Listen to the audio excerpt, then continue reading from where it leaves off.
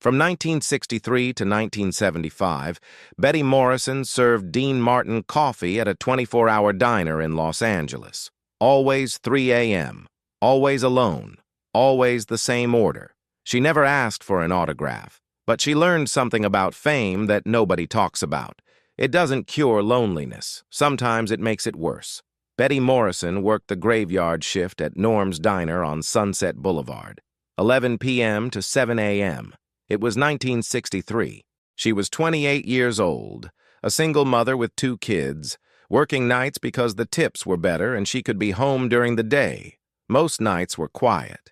Drunks, insomniacs, cab drivers, people who had nowhere else to be at 3 a.m. And then one night in October 1963, Dean Martin walked in. Betty recognized him immediately. Everyone knew Dean Martin, the king of cool, Rat Pack, movies, music, always smiling, always surrounded by beautiful people. But that night, he was alone. He sat in the corner booth back to the door, collar up. He didn't want to be recognized. Betty walked over, didn't make a fuss, just asked what he wanted. He ordered coffee, black, and toast. Wheat. That was it. She brought it. He said thank you. She left him alone. He stayed for 45 minutes.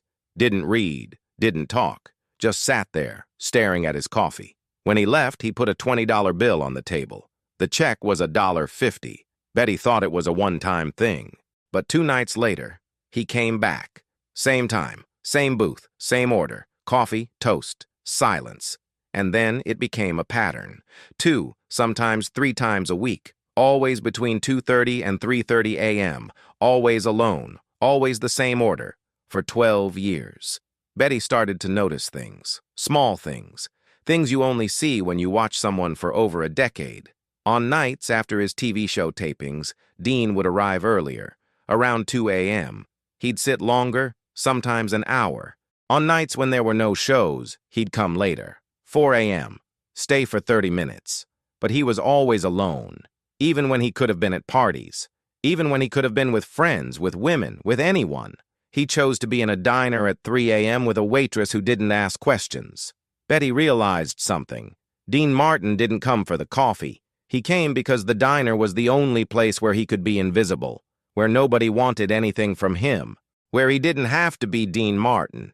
He could just be a guy drinking coffee. She never asked him about his life, never asked for a photo, never told anyone he came there. That was the unspoken agreement. He could be nobody, and she'd let him. But she watched, and she learned. She learned that fame doesn't fill the empty spaces. It just makes them harder to talk about. Because how do you tell people you're lonely when you're surrounded by thousands of fans? How do you say you're tired when everyone thinks you're living the dream? One night in November 1975, Dean came in different. His eyes were red. His hands were shaking. He sat down, and Betty poured his coffee like always. But he didn't touch it. He just stared at it for 20 minutes. Finally, he spoke. It was the first time he'd said more than thank you or good night in 12 years. He said, "My son died." Betty didn't know what to say. She'd read about it in the papers. Dean Paul Martin, fighter pilot, plane crash, 35 years old. She put her hand on his shoulder. Didn't say anything.